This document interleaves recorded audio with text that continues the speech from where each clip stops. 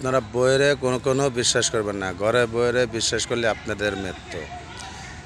মিথ্যু ঘরে বইয়েরে বিশ্বাস করলে আপনাদের মৃত্যু, আমাদের মতন ছেলেদের মৃত্যু। আবার বলবেন যে কী জন্য ঘরের বইয়েরে বিশ্বাস করন যায় না, আর ঘরের বইয়েরে বিশ্বাস করলে এবারে মৃত্যু কী কারণে হয়। আপনারে আমি সব বুঝা দিতেছি, আপনারা সব বৃত্তান্ত বুঝা দিতেছি। ঘরের বইয়েরে বিশ্বাস করলে এবারে আপনার মৃত্যু কী জন্য হয়।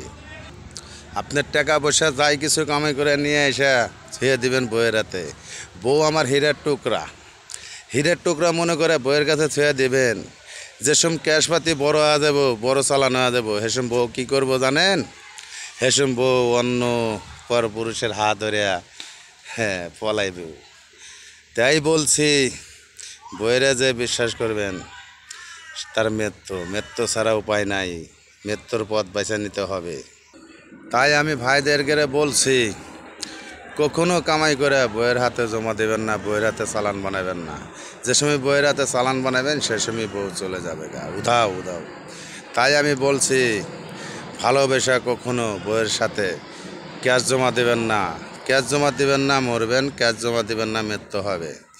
কখনো ভুলেও আমাদের মতন ভাই বেরাদারকে বলছি, কখনো বইয়ের সাথে ক্যাশ ছাড়া দেবেন না, কখনো হিসাব দেবেন না।